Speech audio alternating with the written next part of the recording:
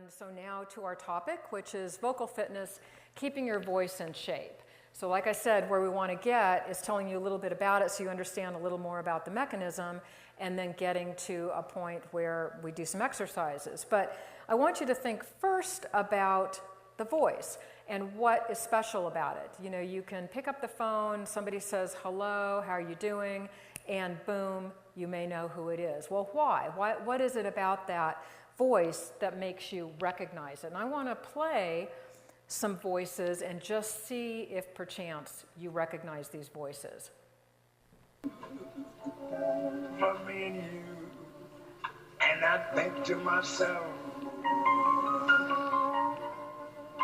what a wonderful world. They recognize it. Louie Armstrong or Satchmo, right? So there he is, our guy. Okay, very good. Figured you might know that one. Let's try this one. On the road again. Just can't wait to get on the road again. Willie Nelson, yes. I've been privileged to see him a few times in Tucson. Good old Willie, he's great. Always so low-key. I think he's so low-key, that's how he keeps his voice just going forever. Okay, here's one that's some talking, not some singing this time. Got this romantic feeling about age. I think we rot away, and it's too goddamn bad we do. No. Somebody, a friend of mine called someone, and she said to me, how do I feel? I said, oh, I'm all right. She said, I called a friend of mine and said, how do you feel? And there was a long pause, and the woman said, well, I feel fine, if you don't ask for details. Katharine Hepburn, right. Very distinctive speaking voice. What is it about her voice that's particularly distinctive? She's got that tremor. Yeah, she has a tremor in her voice that is something that is, we don't know the cause of, it's idiopathic, it can happen in some people. In her case, it made her very distinctive, and so quite interesting. So voice is something that does a lot for us. The first statement here is it makes our speech loud enough to be heard, and here I want to just take a moment to differentiate between speech and voice. The voice, there's my voice, and I'm going to talk more about the vocal cords and what they do. But the voice is that part. And as I talk, I'm then moving my tongue and my lips and my jaw, and a thing in the back called the velopharynx, various other things that will form all the sounds. And that's the speech. So the speech is being kind of riding on the voice. And a lot of what we're really thinking about today is the voice part. But realize, of course, that it's what we use for speech. That's the most important aspect of it. But it helps us express emotions. When you think about somebody speaking and where their emotions get heard, it's really not in how they make their S's or how they make their R's or how they make their vowels, really. It's in something about the voice. So if I were nervous and my voice were shaking, you would hear that. Or if I were very happy, you might hear, a lot of sort of pitches changing and so forth. If I were angry, you might hear that sort of sound of, a voice that's, very firm. So you hear that in the quality of the voice. So emotions come through with voice, and we feel the emotions in our voice. So there's actually neurologically a very strong tie between the voice and our emotions. And of course, for some people who can sing beautifully and can perform beautifully in other ways, they use their voice in ways that can entertain us and really create art. So it does a lot for us. So I want to just simplistically go through what it is that we do to create the voice. And it really begins with the breath. And as you're sitting there just being quiet, you're breathing, you're taking some air in and breathing some air out. And as I'm talking, I'm doing it a little bit differently. I'm taking in some air, I'm taking in more than you're taking in, and then I'm talking on it. I'm taking it in quickly and talking on it. So I have a little different pattern.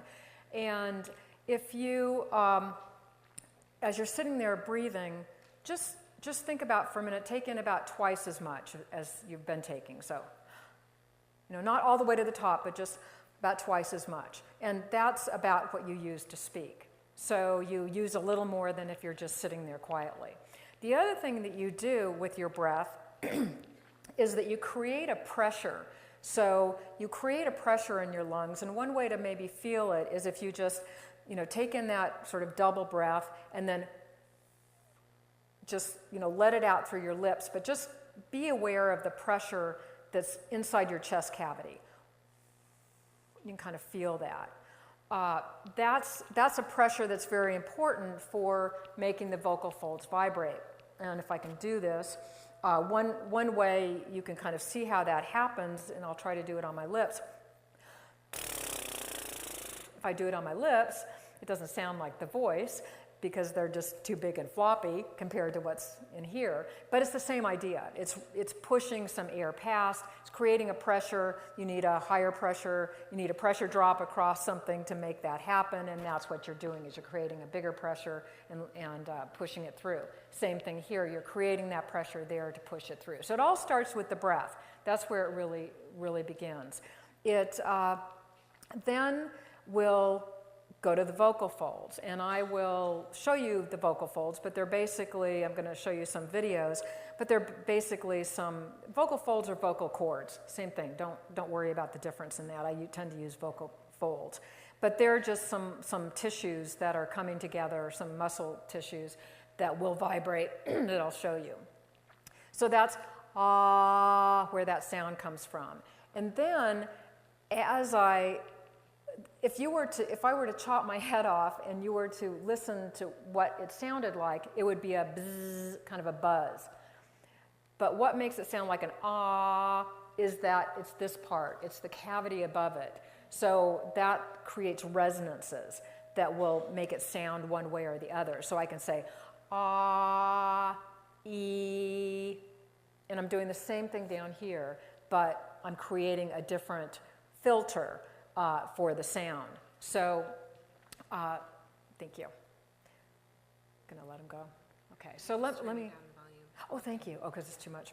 Great. So let me point these out, and I don't have a pointer, do I? No. But I can use this. Okay. Because these maybe look a little strange if you're not used to looking at them.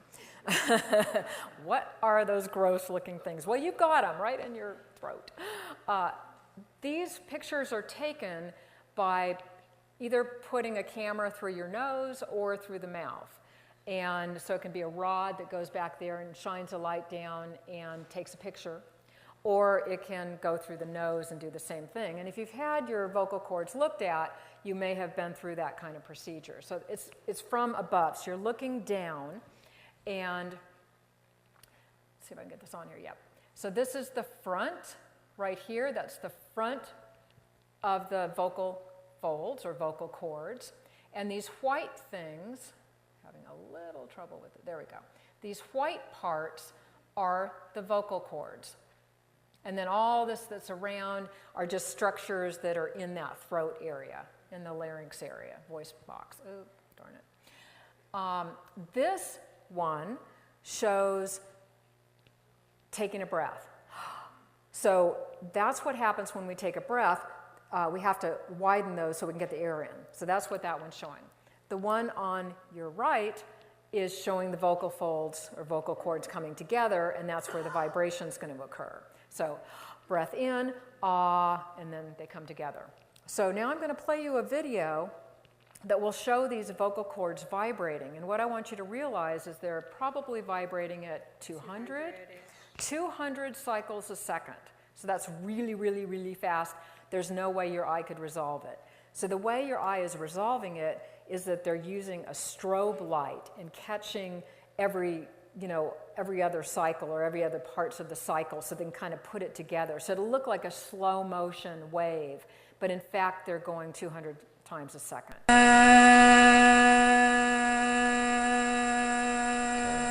Do that again. Good. Now a little bit higher.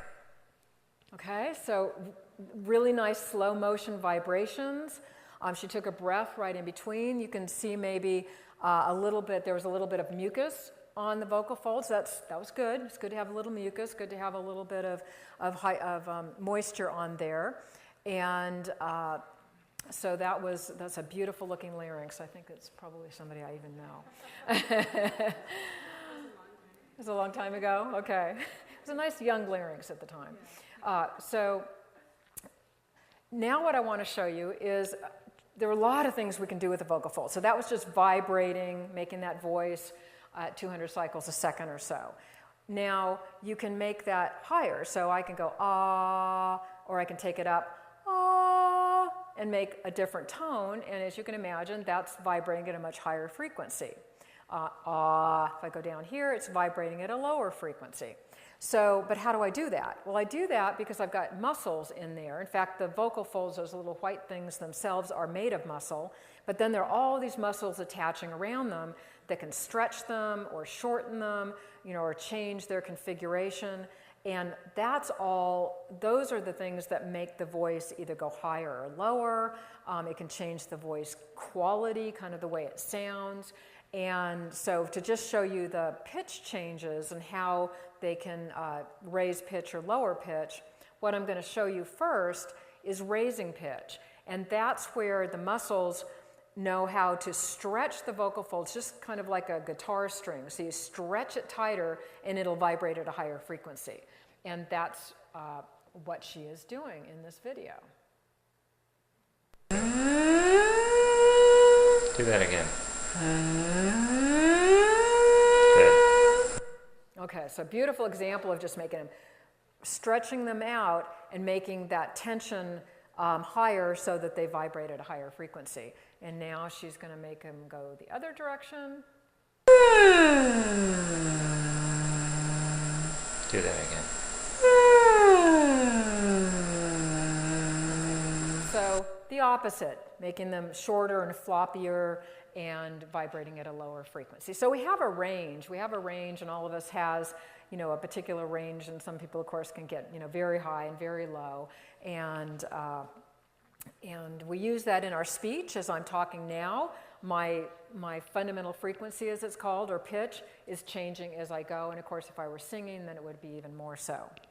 So we do a lot of those changes in the voice right here at the vocal folds. The other way we can change kind of the quality of the voice is, and this is a schematic here that's representing, imagine that the vocal folds are down here. So now we're looking at it from the side. Here are the vocal folds down here. And then there's this tube that would be my airway, so my throat and my mouth area. And we can squeeze and kind of change that to make it sound just a little bit different. What's over here is called a spectrum, and it's just showing the different energies in the sound signal, so the different amount of energy at different pitches along here. So if I play this, now this is a computer, so it's going to sound like a computer voice. So when that computer voice squeezed the bottom there, the voice quality of that computer changed. So we can do, and singers do this, probably in speech not so much, but certainly in singers quite a great deal, where they squeeze different parts to make the quality, the resonance sound, a certain way for a particular piece. Or to be able to, push their voice through the orchestra, kind of pierce the orchestra so that they can be heard in addition to all the sound that's around them. So things can sometimes go wrong with the voice, and that's something that Robin and I have dealt with a lot. That's a lot of our expertise, is dealing with people who have voice problems. And that's not the topic of our conversation today, but it is something we always like to bring up, because if there's a problem, one of the issues is that when the vocal folds are down here, you can't see them. So it's not like, I go and see a dermatologist, and they look at the little bumps on my arms, and are they cancerous or precancerous? They can look at them very easily. Here you can't. The only way you can really see those is through those cameras I told you about, going through your nose or through your mouth. And an ENT or otolaryngologist, ear, nose, and throat doctor, is the kind of physician that can do that. And so we always stress that if you a couple weeks go by and your voice is just behaving strangely, go get it looked at, because it's not worth the risk. Most of the time, what's happened is maybe you've yelled a little bit too much, or you've got some allergy problems. Things that can happen, for example, if somebody uses their voice in kind of a hard way over time, you might have heard of singer's nodes. Well, people can get those for speaking too, where you get little calluses on the vocal folds. And, they're not dangerous, it's just that they make you sound kind of rough. Other things that can happen to the voice might be it getting very soft and breathy, and that might be the first sign of Parkinson's disease. Or if your voice gets very, very rough, it could be the first sign of cancer. So it could be nothing, or it could be something that you want to deal with. So we really like to emphasize, if you're worried at all, please go see an ENT. What happens with aging? Not that any of us are aging. No. I turned 60 this year, so yay.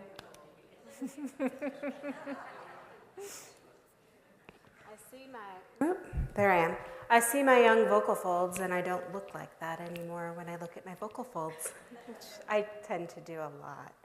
Okay, so does aging change the voice? And the answer is, of course it does. And the rate at which people's voices change is very individual. However, there are some things that we see happen quite frequently. So as Jenny talked about, the breath is the power for voice, and certainly our breath changes as we age, and the way we use our breath for speech changes. And so we end up needing to use more of our airflow in order to get the same amount of pressure for vibration. And so it can be more effortful, or you can feel as if you're running out of air simply from the breath part. But then we add in the vocal folds. And the vocal folds are incredibly special little 3 to 5 millimeter long things. And in this little 3 to 5 millimeters is muscle, and it's tissue that's like the inside of your cheek, epithelium. And in between those are layers of collagen and elastin and cushioning and lots of wonderful molecules that help keep the vocal folds vibrating and pliable. And so we see changes in all those layers as we age. Muscle strength can decrease, or it can be harder to generate force with the muscle. And sometimes the muscles even shrink. And then sometimes we have changes in the collagen and elastin, just like in the skin, that might make it a little bit stiffer, a little bit looser. And all these things affect how the vocal folds close. And so this is a picture showing the vocal folds coming together, and you can see that they're not. And that's a very common pattern that we start to see as people start to age. And this happens earlier for men. The aging changes start around age 45 and continue at different rates for different people. And for women, they start a little bit later, but we do tend to have some of those same things. And then how does that affect the voice? And the things that I hear the most that are the most annoying pieces are being able to yell loud enough on the golf course, changes in pitch. So men tell me, I get called ma'am, and women tell me I get called sir, and it's really disconcerting. And then this breathiness or thin quality, so the voice just doesn't have the same timbre, fullness, and so that can be changing as well, in addition to shakiness, which sometimes comes in. So we have the question, how do we keep our voices young? And we want to think about keeping our vocal folds healthy, and perhaps if we're having trouble, then learning some good technique. So this is the type of thing that somebody says, my voice is fine, I don't talk that much, And somebody with a very similar voice says, this is killing me. It's keeping me from going out to eat with my friends often enough. It's keeping me from participating in large groups because I can't be heard.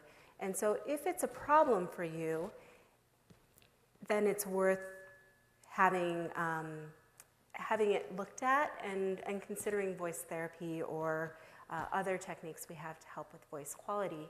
And if it's not, then here are some things that maybe we'll just keep it there a little bit better longer. So the first thing is this idea of keeping the vocal folds healthy. And this picture is a little tongue-in-cheek to me because we don't actually pour water on our vocal folds. If we did, hopefully we would cough really hard and protect our lungs. But hydration in general is a very good thing for the voice. So we think of hydration in terms of drinking a lot of water and decaffeinated beverages. If you can't see my, it looks fuzzy, the comic, there's a guy with a coffee pot and 12 cups of coffee, and he says, I don't know why I'm so irritable. Coffee, unfortunately, the caffeine and alcohol dehydrate us and can hurt voice a little bit temporarily, but we can balance that out with alternating beverages. And then surface hydration, something like a steamer. My personal steamer is to take a pot of boiling water, pour some into a bowl, and put my head over the thing. My other one is carrying around a coffee cup and inhaling. You don't need to, spend money on a personal steamer, but monitoring, especially here in the desert, monitoring the hydration in the air around us, the moisture, can be helpful to voice. On the handout are all these things plus more and some better explanations, but here are the take-homes. Rest when you're sick. Don't scream. Talk to your doctor about reflux and allergies. They can both cause a lot of irritation to the vocal fold tissue. They can cause swelling. They can cause discomfort and pain and a lot of throat clearing, which can turn into a problem. And then if you smoke, even if it's a cool habit pipe, one should consider taking steps to stop. So the other thing is to use your voice a lot. And so talking is good practice for keeping your voice young, and so is singing. It's really good. And so what I'd like to do is just go through some fun little exercises with you, and they're on the back. And I think the big take home here is that I put notes on it, but the notes don't matter. The whole thing is that it should feel good. If anything you're doing with your voice doesn't feel good, don't do it. That's the key to all vocal hygiene.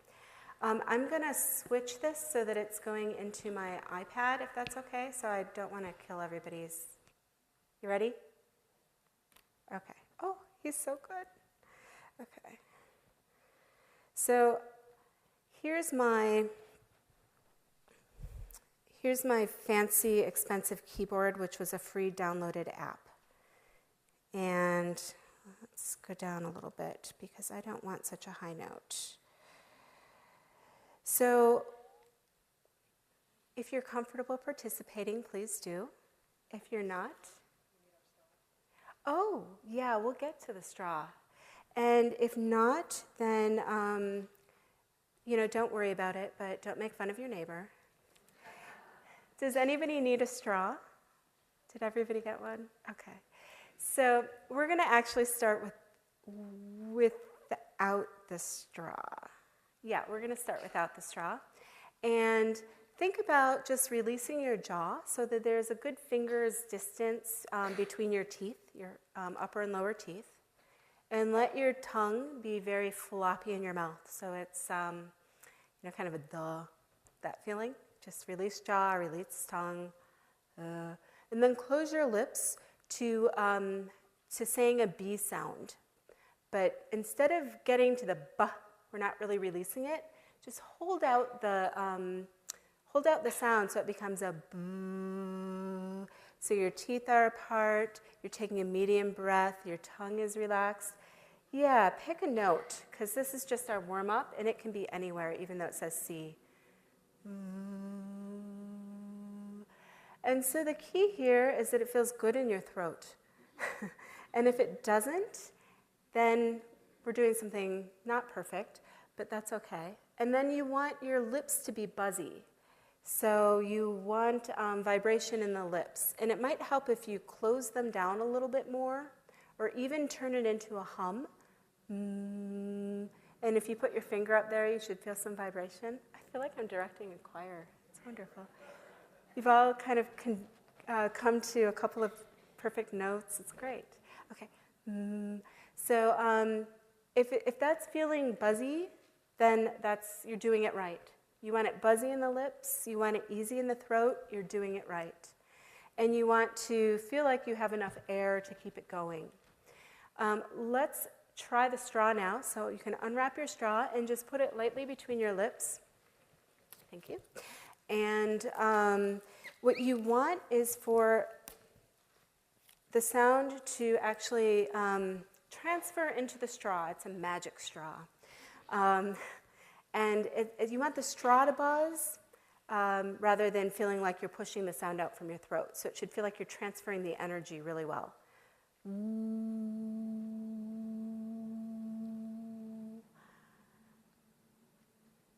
Okay, so I'm going to take a poll. How many people felt like it was easier in the throat and buzzier with the straw?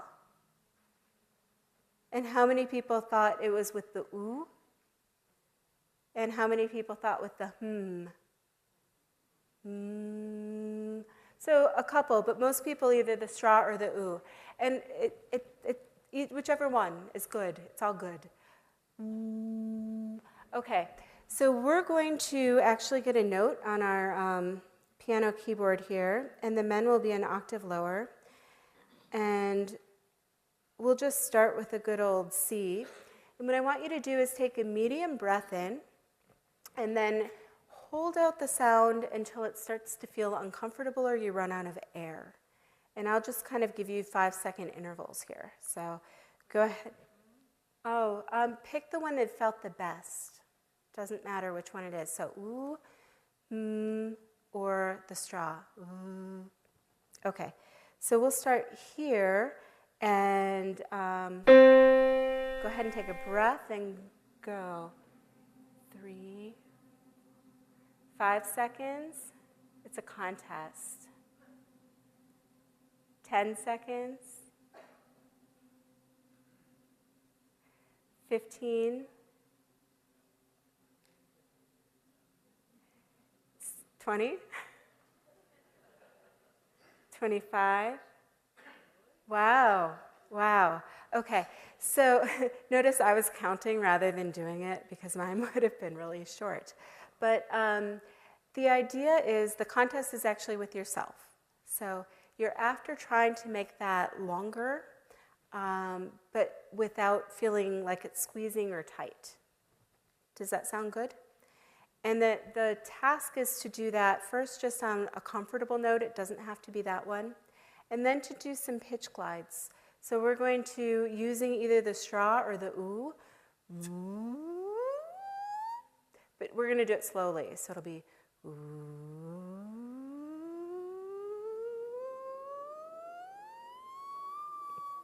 as high as you can. And you want it to, again, feel easy in the throat, not tight. You want it to feel like you have the air to support it, and you're looking for smooth and easy. So it's just really gentle glide. Let's go ahead and do that again.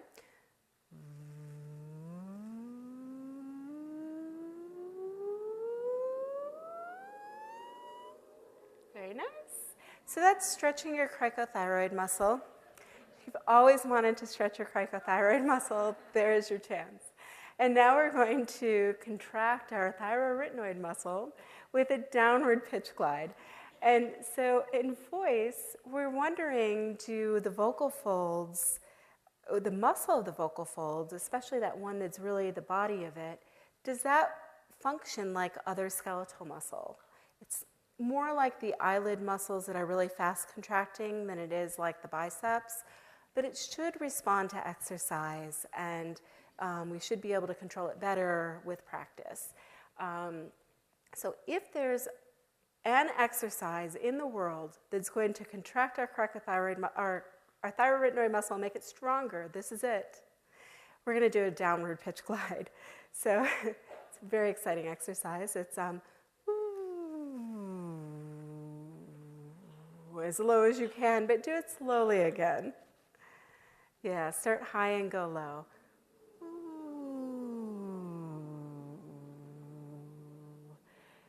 So if we come up with the actual exercise program that bulks up that thyroid muscle and find that it helps voice, we could make, 10 cents. It'd be great. But it's certainly something that's easy to throw into a routine, and it's a good thing to be doing because it's helping with the flexibility and the control. And then, so that was the stretching, the contracting, and I would actually do those a few more times. If you're balancing time, I'd hold out sounds less and do more pitch glides. That's my personal preference. But these are exercises that have some good data behind them, showing that people who practice these twice a day are able to improve the quality of their voice. So it would just be holding out notes and sustaining them using that good technique so you're not injuring yourself. And I do want to say that this is just, these are some quick places to start, but certainly if anybody that you know or if you are having problems, it's definitely worth a more personalized program that will work for you and help you with voice. And we do have, Jenny was talking about the clinic. We just hired a wonderful singing voice specialist who, she has to leave for 2 weeks next month because she's the consultant for the San Francisco Opera. So she's doing a little opera camp for 2 weeks. Then she'll be back. But we're pretty excited to have her on board. So we're hoping that she's going to get more involved in the community with choirs and people who are struggling with voice, with singing voice in particular. So that's exciting. And we want to answer questions, though. So we saved the 20 minutes we were asked to. So if you have questions that you'd like to ask in front of the group, yes, please do. And then we'll, oh, perfect. And then we'll also stay around a bit, please.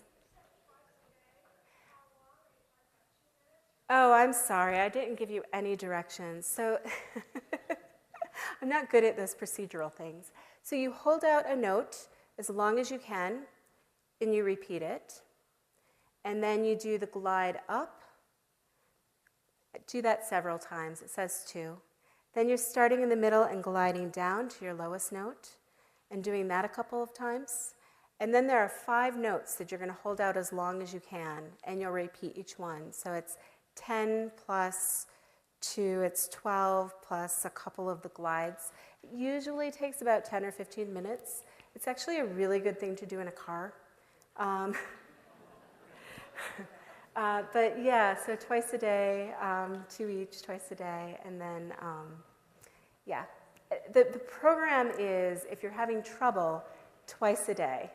And then people, as they are comfortable using these and their voice is doing well, it's to switch down to once a day, and then 1 time once a day, and then 1 time once a day, but not every day, just a couple days a week. So it can be tapered over time. Let me know if you'd like the microphone, too. From a man's perspective, Yeah. Very often there's a falsetto one where you go, Yeah. what happens? And also when you're going through puberty, Yeah. what happens when a boy lowers his voice? They go from here down to here. What happens? Really good questions. So the switch from the regular voice up into the falsetto is a change actually in the mode of vibration. So in the lower pitches, the whole vocal fold's involved in vibrating, When we get to those higher pitches and the folds are stretched and they're stiffer and they're going to vibrate really fast. And in order to vibrate really fast, only the edge can vibrate. Otherwise, it's too slow. And so it's that switch over in mode. And that point of switching voice, singers call it the passaggio, is something that people train for years to make really smooth and seamless. And yeah, it's a good point. The changing of voice, the vocal folds and the larynx grow a lot in men, and the angles of the cartilage change and it becomes much sharper. It's where men get their Adam's apple.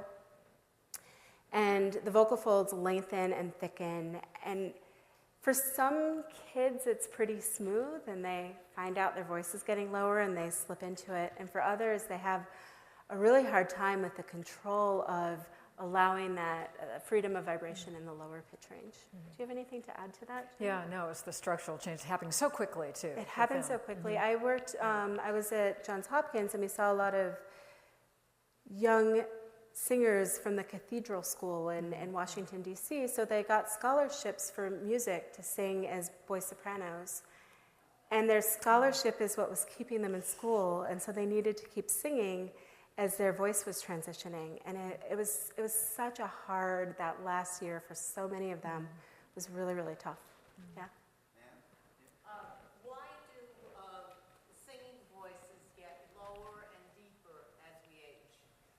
Especially women. Women's voices, yeah. So those changes where I said everything thins is more men, and stiffens, that's more of a male change. I shouldn't have shorted us. We tend to actually, women's vocal folds get thicker and more edematous, swollen.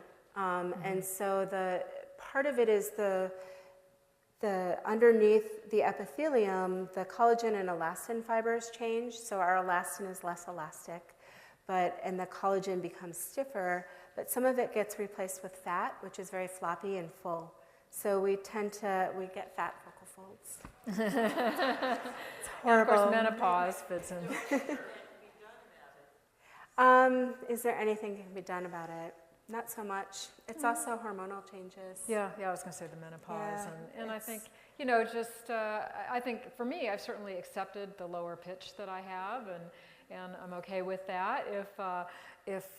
But keeping your vocal folds healthy in these other ways is so you don't get the roughness and those other things that can go along with. Yeah, and I said not so much, and I was thinking we can't change the structure, but we can certainly practice access to as much of the range as we have and work that so that we're not. A lot of times if you strain because it's not doing the same thing, then the strain is counterproductive. So working with exercise and technique can be really helpful. And those pitch glides she was having you do, they were stretching those muscles in ways that, strengthen them just like this. So you could get up to your higher pitches a little bit easier. And, I think this one. Okay. What is the physical difference between a classical singer and a pop singer, both in how the sound is made and where it is made? I can say something. I'll start with the breathing on that, because we've studied some of the breathing in classically trained singers and people who are sort of popular country singers and those kind, and essentially untrained singers. And the classically trained singers, is anybody in here classically trained? You don't have to say you're classical singers, but has some classical training, because probably you worked on breathing a lot. And their breathing is completely amazing. I said, when we speak, we take in twice the air and so forth. And of course, they might go to the very top of their vital capacity, and then they have these huge shape changes they make with their chest and their belly, and the muscles are creating these incredible pressures. I mean, so what they're doing with their breathing apparatus is amazing. And the same with the vocal folds. I mean, you've got this range of behaviors that are, you know, well beyond what you and I do probably, and, you know, are very fine-tuned. The untrained singers, I mean, at least the people that I've met and studied have been, you know, their training has been, well, I listened to the radio and sang along with it. So, you know, they really didn't, you know, get into any of the technique that all of these, you know, highly trained people did. Did you want to answer? Yeah, the part of it too is the position of the larynx, that to get the opera quality, people lower their larynx and then they hood it. So the epiglottis is a cartilage which covers the larynx a little bit when we swallow, and if it covers it and hoods it, it acts a little bit like a speaker system. And so they're really able to project that way. And some singers who sing other styles of music have some training in using that type of technique to avoid damage to the vocal folds, and others really don't. They're the ones we see in our offices with hemorrhages and polyps. But a lot of people who sing styles other than classically trained styles can use some very good technique, but some of it is not just what the vocal folds are doing, but what the structures around the vocal folds are doing. Yeah. Is whispering the wrong thing to do when your voice is bothering you? So whispering in itself isn't bad. The vocal folds shouldn't be touching or vibrating, but a lot of times when you whisper, people can't hear you. So you start to whisper, and then you start to whisper louder and louder, and then you're really like this. Yeah, I don't want to model this. I'll start coughing. That. And so it becomes a very strange production. And so when you go on to talk again, as your vocal folds start to heal, sometimes people really keep that strain. But that whole whispering is evil and horrible, and you shouldn't do it. If your voice is gone, there's actually no evidence for that. So I'm going to tell you can whisper, but keep it quiet. Well, and of course, one of the things to think about too, what's happening in the environment, try to, you know, get all the background sound down, make it nice and quiet, and make sure you're looking at the person so that you can, you know, maximize the speech signal. Unless there's actually an active bleeding going on in the vocal folds, we encourage people to use their voices, but quietly and less effortfully. I have a friend who does have Parkinson's, and I think that the first couple of years we didn't notice so much of a change in her voice, but in the last year and a half, it's gotten quite soft. And is that just a progression of Parkinson's, or is there something that she can actually do about that? She can do something. Yeah, it takes work, but there are wonderful therapies for that. And they're behavioral, so, you know, it's getting in there. It's like, you know, going to an exercise program. It's going and exercising your voice and your speech, but it's amazing what people can accomplish and become, you know, essentially normal sounding. And if they don't do anything, often it will just sort of peter out. And it's not just the voice. You may also be eventually noticing that the movements of the mouth and tongue are, you know, smaller, and it just gets a little more mumbly as well. So it's really important to do the speech therapy. Also, all kinds of physical therapy is really good. What about stress? Yeah. Is there, are there exercises to free up those muscles that clench when you're nervous? Because it's, I don't know, I guess it would be exercises. Repeat the question, maybe. Yeah, so the question was, what about stress and how it affects the voice, and what we can do to release the throat, perhaps before a performance, or just if there's a situation that's really hard to talk in. And so my favorite ones are best done in private. Turns out you shouldn't do this driving down the road, but sticking out your tongue towards your lower lip and doing a raspberry is great. So it releases the back of the tongue. Yeah, you have to have a floppy tongue to do this, and you really need a lot of air. And there's something about the process of taking in a good breath and letting it out. It causes you to use so much air. It's really relaxing. People don't look at you as funny in the car if you're using lip trills instead of the tongue out trills. So those can work as well. Or even a trilled R. If you're with people, then if you have to be surreptitious and you're relaxing, one of my favorites is actually a breathing exercise where you're going to breathe in through your nose for 5 counts and place your tongue against the roof of your mouth behind your upper teeth. And as you exhale, you're going to exhale through your lips, which are pursed, but the tongue is up. And it's 5, 7, 9 breathing. So you inhale for 5, then you hold your breath for 7 counts, and you exhale for 9, 8? 5, 7, 8. I can't remember numbers, and I just do it, and I don't think about it. I'm sure it's 5, 7, 8. But it's inhale through the nose, 2, 3, 4, 5, hold 2, 3, 4, 5, 6, 7, exhale 2, 3, 4, 5, 6, 7, 8. And you would do cycles of this, and it's this wonderful thing to do daily as you're trying to go to sleep and calm your mind as you're getting up and moving into your day. And it's something that if you practice it, and then you do a couple of cycles of this, 4 cycles of this, then it feels pretty good. So I didn't make this up. This is Dr. Weil. Oh, Andrew Weil? Andrew Weil. And it's on his website, and he explains it much better than I do. He has a whole little video of him doing it that relaxes you like nothing else does. But the idea is that you do this routinely, and so it feels good. And your body knows what to do. It's so relaxing. And you can do this with no one around you knowing. And it's a really good exercise. Those are my 2 favorites. And just a little side comment that breathing, I mentioned that voice is very tied neurologically into emotions. So is breathing.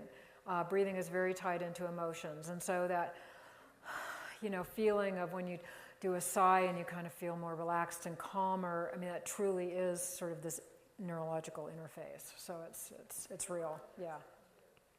Who does? A yawn does that too, yeah. Mm-hmm. Yeah. There's so many possibilities. Do you have allergies? That's the first question. What's happening to the vocal cords? So, yeah, the hoarseness can be simply because of some swelling or some thick mucus, or it can be something about the way somebody's using their voice, or it could be something wrong with the vocal folds. And so it's always worth at least having it checked out and getting a clearance from a doctor.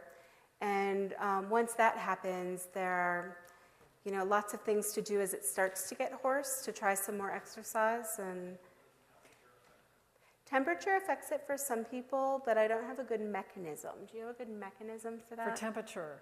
No, I hear think it a more lot. of the dryness that might go with the temperature change. But the hear other thing that I was a going to say is lot. on the handout that Robin put together for you, there are some, sort of hints about the hydration and taking care of things like a lot of times people have GERD, gastroesophageal reflux, and don't know it. The classic symptoms aren't necessarily the case in everybody, and sometimes it's surprising, that you have it and you had no idea. So, because that can cause kind of a roughness too.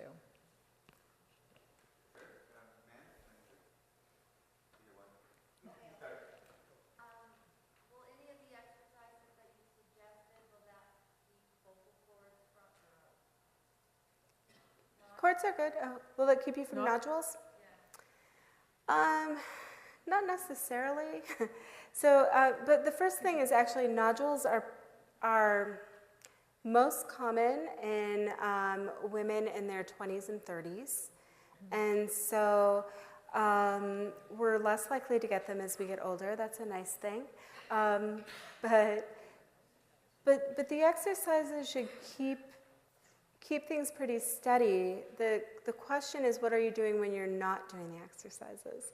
And so a lot of vocal fold lesions or problems to the vocal folds occur because of other things you're doing. The idea behind the exercises is they keep you talking in a good way, and hopefully they'll transfer that technique, and that feeling good will transfer, but it doesn't always. And the nodules are little calluses, and so they, are from banging the vocal folds together over and over and over and over. So that comes with, sort of loud, strained speech over and over and over and over a lot of times. So it's that behavior. Many of us have experienced laryngitis where you can't do much whisper, either because of health or because of getting too excited at a sports event or something. And then you return to normal. Yeah. What's the physiology of laryngitis? What happens? It's usually swelling in the vocal folds, and they become so swollen that they don't want to vibrate very well. Yeah, tissue thickens.